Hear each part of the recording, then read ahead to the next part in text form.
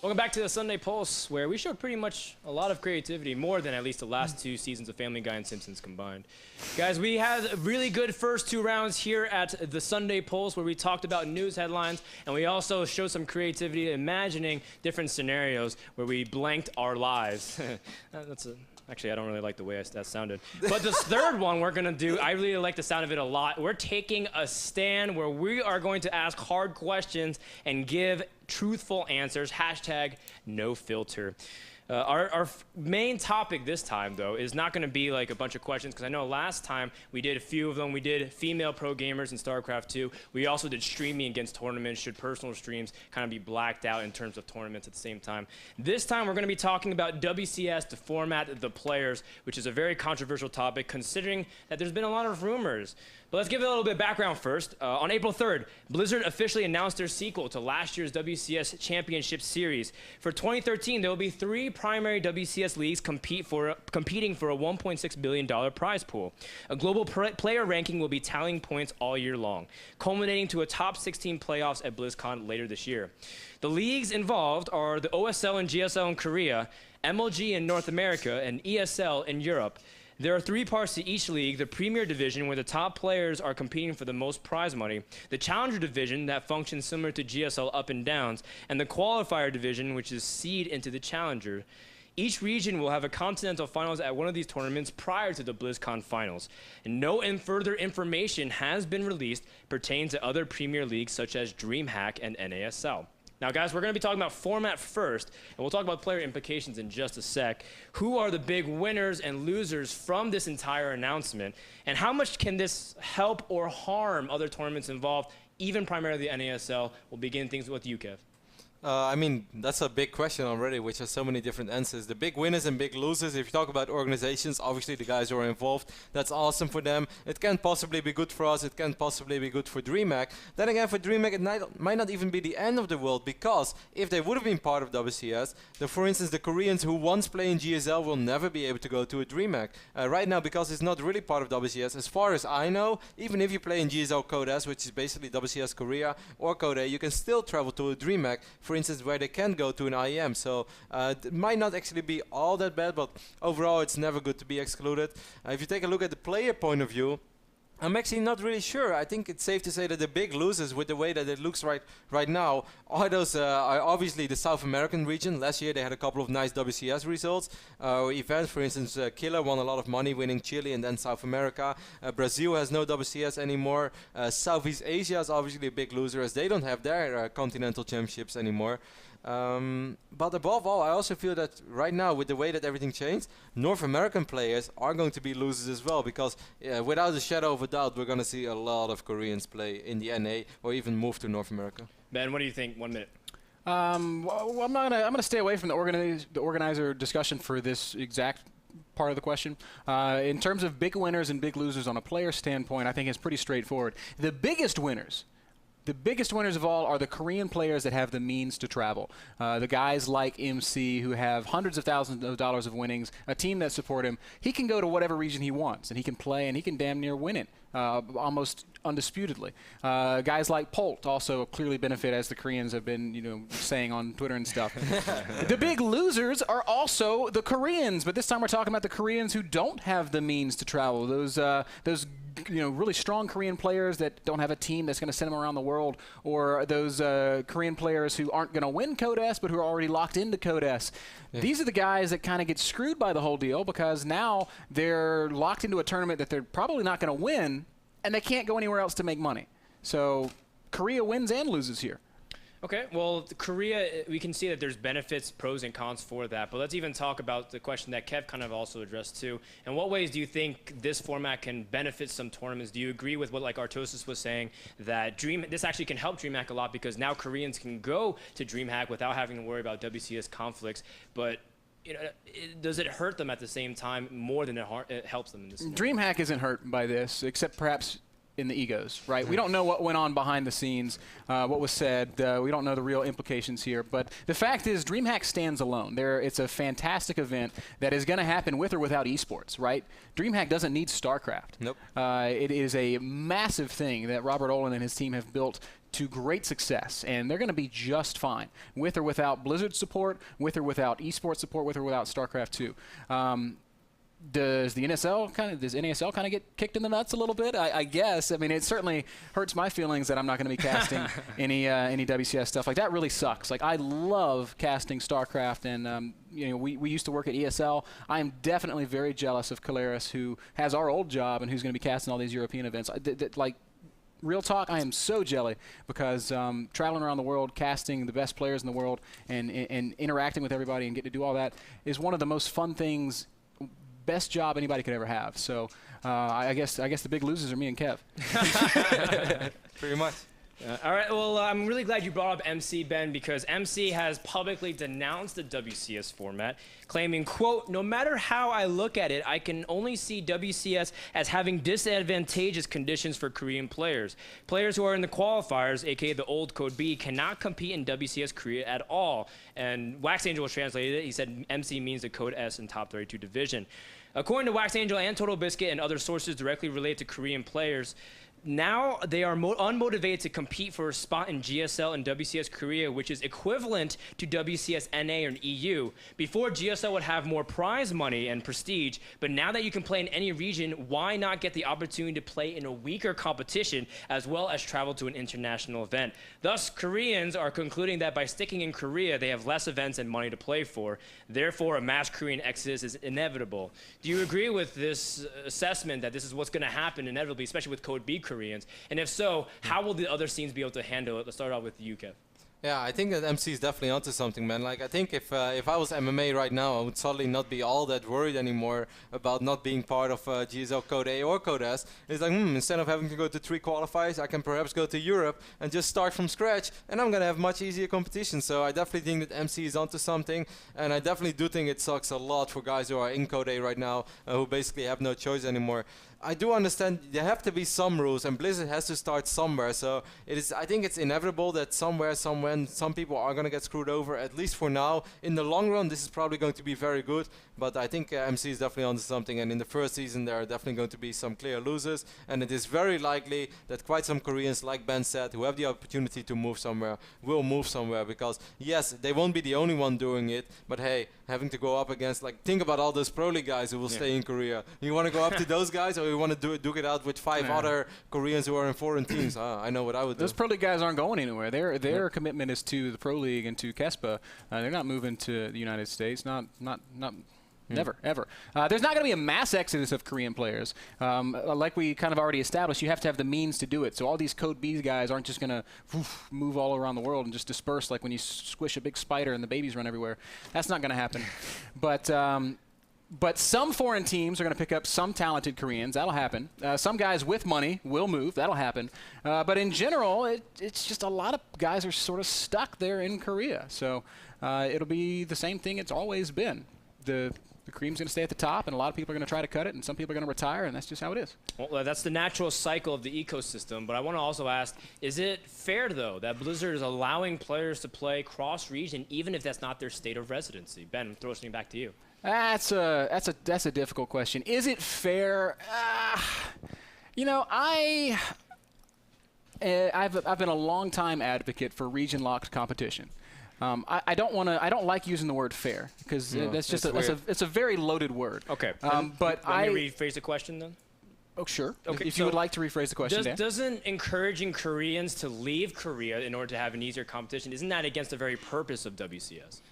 No, because we've been in a lot of discussions with Blizzard that their goal is not to give more money to North Americans or Europeans. Their goal is to raise the play level of everybody around the world. And by dispersing that skill around the world, that does raise the overall skill level, and it does force anybody that's in North America to say, raise their game, right? So Blizzard's achieving their goals, whether we want to acknowledge it or not. Is it cool to bring Koreans here and to have them dominate the already far behind North American scene. I don't know, man. I don't know. I would still prefer to see a tournament that pits North Americans against North Americans, that pits Europeans against Europeans, that pits Koreans against Koreans, and then a world championship at the end of the year. That's still what I personally would prefer to see. WCS was last year. Yeah, with some refinement. Kev, what do you think? I completely agree. I mean, I do not think that like fair is the right word either, but it kind of defeats the purpose. We're all asking for region-locked play, and that's not for every single tournament in the year. Like, people have to understand that we don't want this all the time. But in every sports, and whether it's football, tennis, soccer, you will always have national championships, you will always have European championships, and you will always have world championships. And yeah, sure, the guy who wins the European 100-meter sprint is probably not a superstar, because we all know that the Jamaicans and the Americans are much quicker. But it is still damn cool for that European to be the European champion. And now, at the end of the day, we still are not going to have a real true European champion, because we're still going to have 5 to 10 Koreans. And I mean, for this tournament, I really don't mind, but it still leaves that empty hole that I do at least want once a year. I want an all North American tournament. I want an all European tournament. I don't care who hosts it, whether it's Blizzard's WCS or something else. I do still think we need that. I would love to host it. If somebody out there wants to give me $100,000 to host that event, I'll make it happen. I'll say, you show me your passport. That's the region you're playing for. And it's as simple as that. I mean, it's the same in every single sport in the world. Why can't we have that?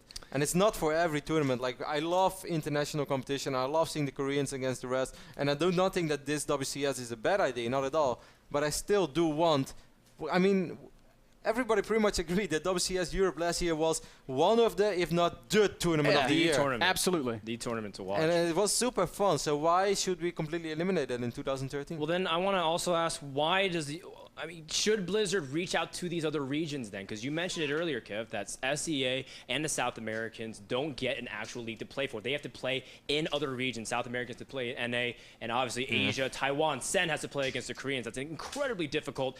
Isn't the purpose of building local heroes how you get the people, the momentum in the first place? Or is Blizzard waiting for the scene to come up and then they give them a league? How do you think they should go about this, Kev? Well, I mean, I can definitely understand Blizzard. I spoke quite a bit with, for instance, the European esports community manager, and he explained me a lot as well. And he said, like, Kev, think about all those events we threw up. For instance, WCS Chile, how many games did you watch? I was like, well, Mark, absolutely nothing. I know who won. I went through the results. He's like, exactly. But he's like, how much do you think that cost? And I was like, yeah, obviously, that's a lot of money. But I do not think that you always have to go all out. Like, I do not think it's a bad thing to give a certain region less money than a much bigger region, but it would have been nice to at least see something there. But it's obviously very easy for us to speak about it. But yeah, if Blizzard is not going to do it, I think it will be very hard for those South Americans to build a name for themselves. A, they have a more underdeveloped scene. B, now they're going to have to play with lag. Come on, like, I could never ever defeat anyone who's good from South America to NA. Really good points, Ben. I think we do have to throw out the disclaimer that there are still details that we don't have. We don't have the full story yet. Mike Morheim was on Twitter just yesterday or the day before tweeting at Huck saying, hey, there's more info to come, just bear with us. What's the question? How do you fix it? How would you do it? Yeah, should Blizzard be waiting for the scenes to develop before they address it, or should they be trying to cultivate it? Or what should they do? Blizzard's taken the right steps in a lot of ways, and the fact that they're getting involved and they're injecting money into the scene, that's going to cause growth. And that's good. Nobody's ever going to argue against that. I think the thing that makes people scratch their heads is just this whole, why have regionalized competition at all if it's not truly regionalized? It's kind of superfluous, right?